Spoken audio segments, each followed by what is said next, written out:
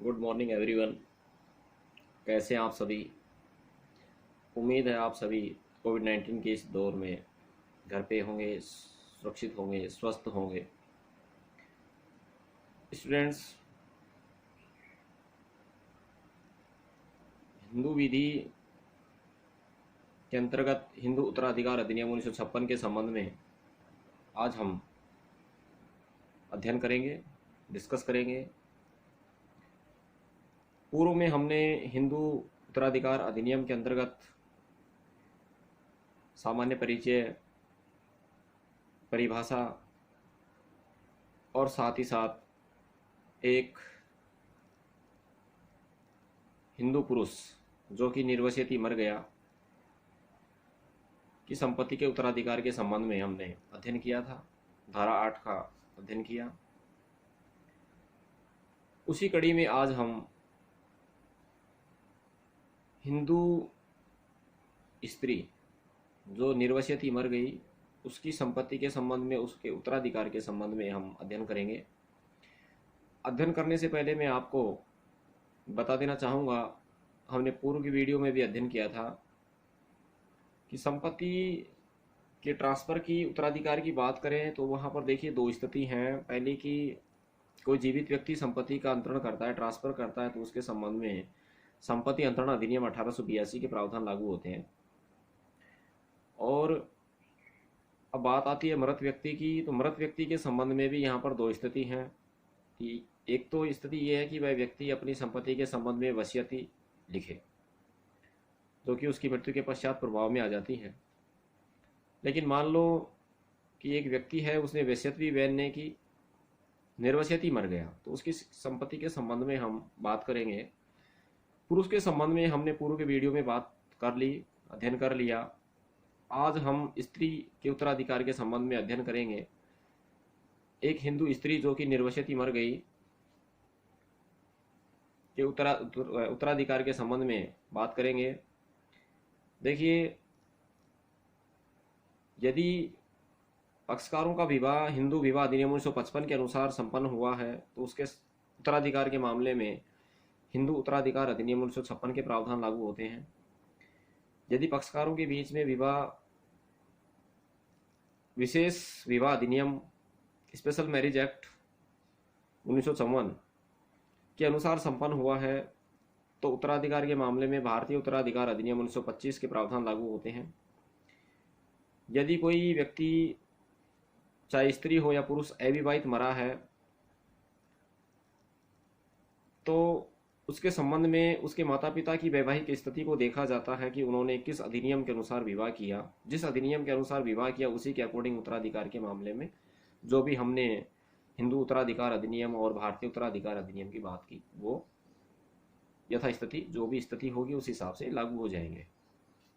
आज हम हिंदू उत्तराधिकार अधिनियम 1956 की धारा 14 के अंतर्गत स्त्री की संपत्ति की अवधारणा की बात करें तो उसमें बहुत ही परिवर्तन आया है। स्त्री संपत्ति की पूर्ण स्वामी माने जाने लगी है। लेकिन इसके लिए आवश्यक है कि अधिनियम के लागू होने के समय वह हिंदू होनी आवश्यक है और जीवित हो, संपत्ति उसके कब्जे में हो, तो वह उस संपत्ति की स्वामी मानी जाएगी। देखिए, संपत्ति की उत्तराधिकार की बात करें तो निर्वसित यदि मृतक हिंदू स्त्री की संपत्ति की बात करें उत्तराधिकार मामले में तो अधिनियम की धारा 15 में प्रावधान किया गया है।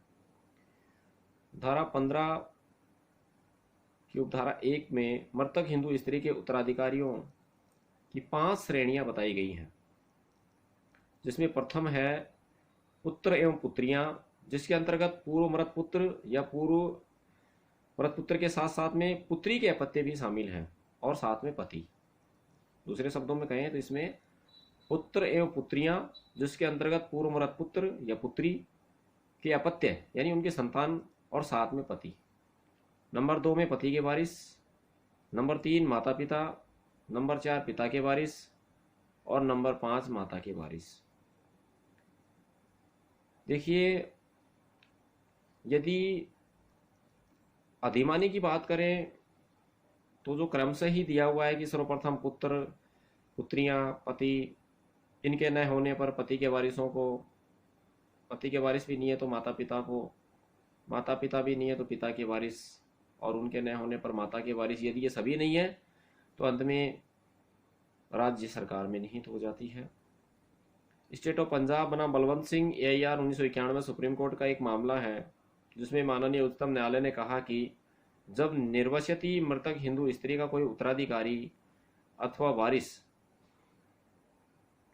नहीं है होता है, तब उसकी संपत्ति राजसात हो जाएगी, अर्थात राज्य में निहित हो जाएगी। इस प्रकार से ये निर्वसती मृतक हिंदू स्त्री के उत्तराधिकारियों की 5 श्रेणियों की हमने बात की। इसके बाद में हम ये बात करते हैं कि यदि स्त्री ने अपने माता पिता से कोई संपत्ति उत्तराधिकार में प्राप्त की है तो उसकी क्या स्थिति होगी। देखिए, हिंदू उत्तराधिकार अधिनियम 1956 की धारा 15 की उपधारा 2 के खंड A में कहा गया कि यदि किसी स्त्री को अपने माता पिता से संपत्ति उत्तराधिकार में मिली है तो ऐसी संपत्ति प्रथमतः अपने पुत्र एवं पुत्रियों को न्यायगत होगी, उनको प्राप्त होगी। और पुत्र या पुत्रियां नहीं है, अर्थात पुत्र या पुत्रियां नहीं है, तो पिता के वारिसों को प्राप्त हो जाएगी। मैं सरल शब्दों में कहूँ तो उसके यदि पुत्र या पुत्रियां नहीं है तो वह संपत्ति जिस परिवार से प्राप्त की है उसी परिवार में वापस चली जाती है। अर्थात माता पिता से प्राप्त की है तो पिता के वारिसों में वापस चली जाती है। अब हम बात करें कि पति या ससुर से प्राप्त संपत्ति के उत्तराधिकार की बात करें तो अधिनियम की धारा 15 की उपधारा 2 के खंड B में व्यवस्था की गई है कि किसी स्त्री को अपने पति या ससुर से संपत्ति उत्तराधिकार में मिली है तो ऐसी संपत्ति प्रथमतः उसके पुत्र और पुत्रियों को मिलेगी। यदि पुत्र एवं पुत्रियां नहीं हैं तो पति के वारिसों को, अर्थात जिस परिवार से, वैसी बात है, जिस परिवार से संपत्ति उसको मिली है, प्राप्त हुई है, जिस परिवार से, अर्थात पति या ससुर के परिवार से मिली है तो पति के वारिसों को वापस चली जाती है। अब हम अन्य संपत्ति की बात करें, अर्थात जो माता पिता से भी नहीं मिली, पति एवं ससुर से भी उत्तराधिकार में नहीं मिली, इन संपत्तियों को छोड़कर यदि कोई संपत्ति, शेष जो भी संपत्ति हैं उनकी हम न्यायगमन की बात करें तो उसमें वे ही प्रावधान लागू होंगे जो इस अधिनियम की धारा 15 की उपधारा 1 में जो 5 श्रेणियों की हमने बात की उसमें